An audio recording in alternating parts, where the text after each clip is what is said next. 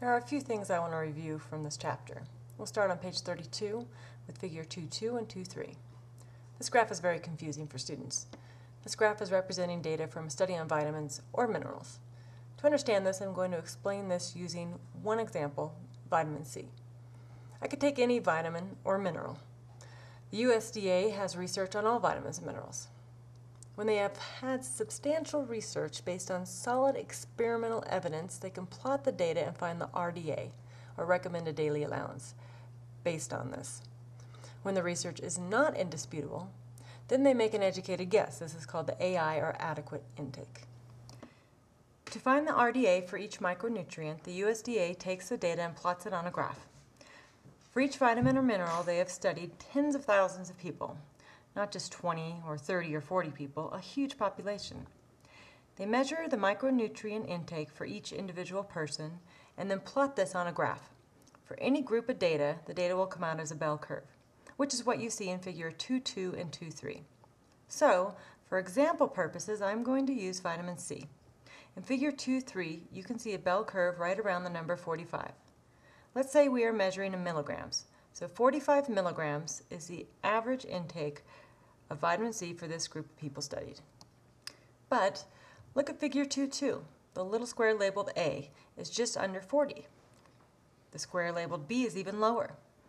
These squares represent individual people. It could be any square under the bell curve. How high or low the square is doesn't matter.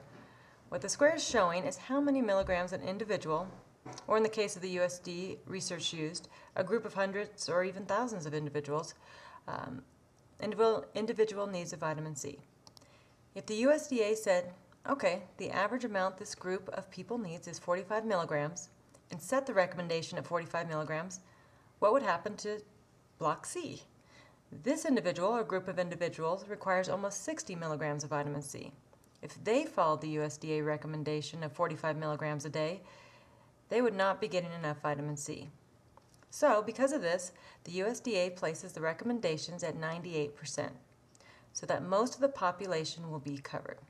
This recommendation includes coverage for all adults, male and female of all heights and weights. Energy requirements are different.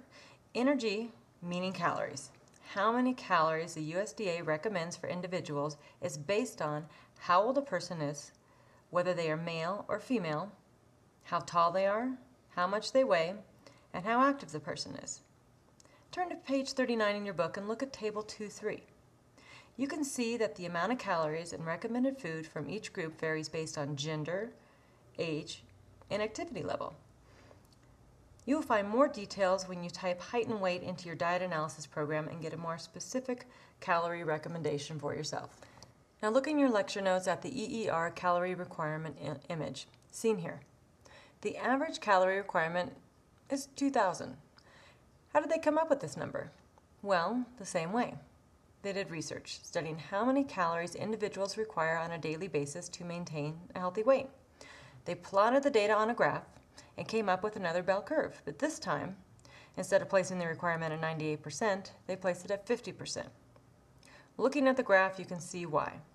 If the average individual requires 2,000 calories a day, and they place the EER, estimated energy requirement, at 98%, they would be recommending everyone to eat about 3,500 calories a day.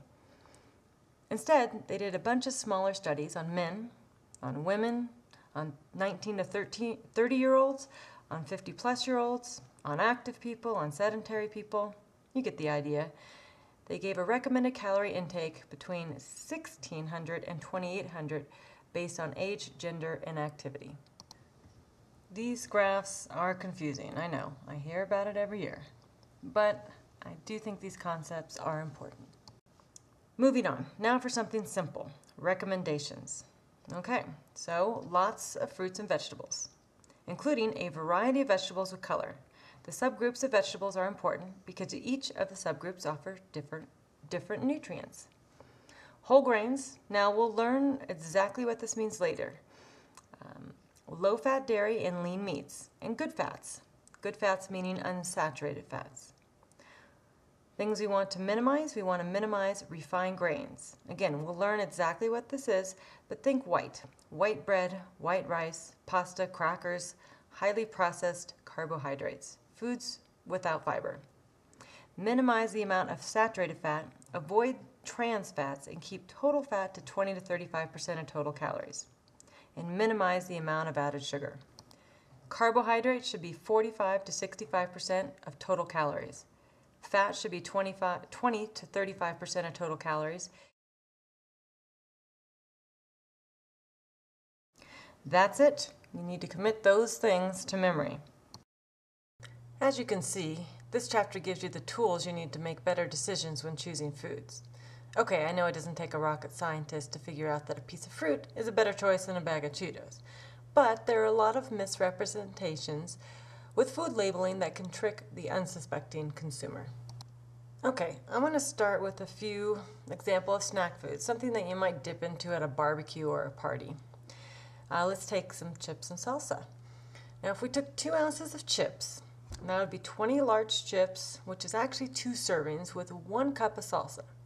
Now, what I'm talking about is tortilla chips with corn, oil, salt. That's it. And salsa with tomatoes, onions, and cilantro. Now, this would be about 350 calories. You'd have 5 grams of fiber, 14 grams of fat, 4 grams of protein. You'd also have about 30% of your vitamin A and 40% of your daily vitamin C recommendation. Now, this is over 1 serving size, so we can't put the labels of high fiber or high in on this, but I wanted to pick a realistic amount of food that people would eat.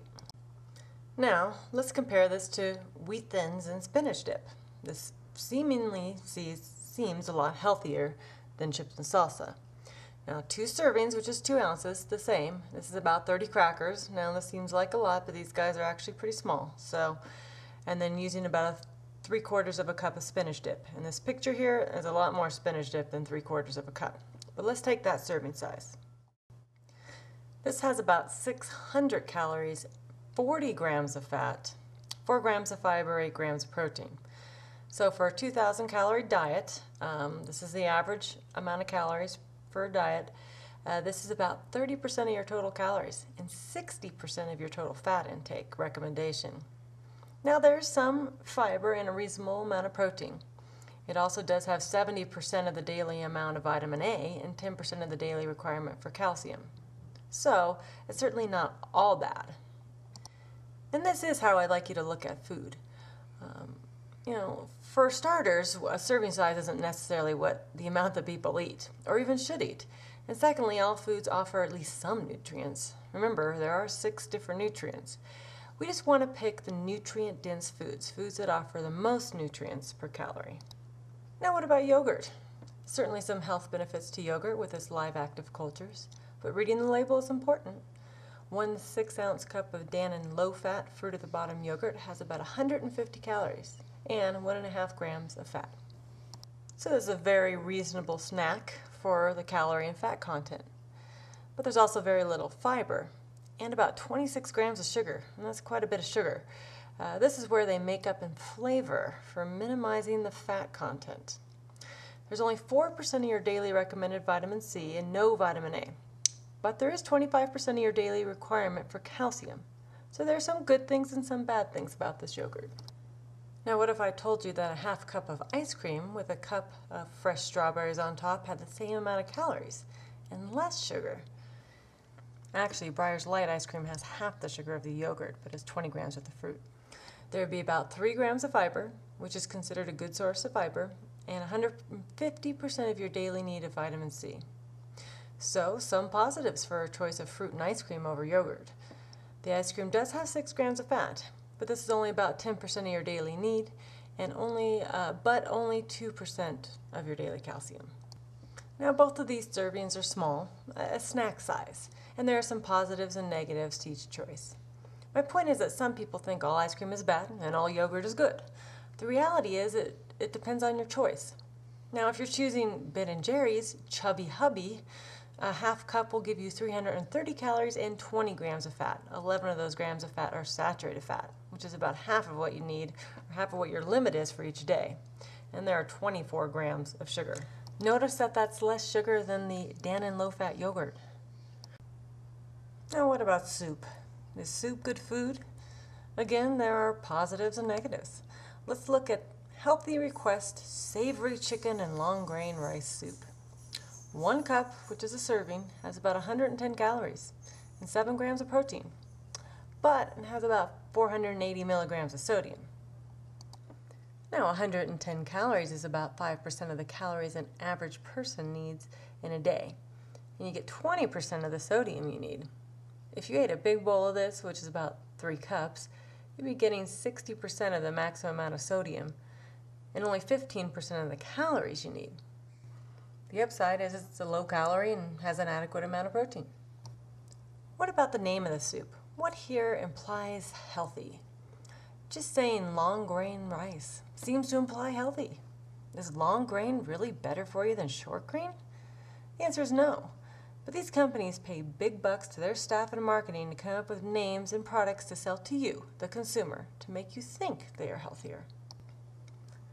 The term natural and all natural are good examples. Do you really think natural Cheetos are good for you? The term natural will make you think a product is better for you. But in actuality, there is no federal definition of natural. Natural essentially means from this earth. Lead and mercury are from this earth. I certainly don't want them in my food.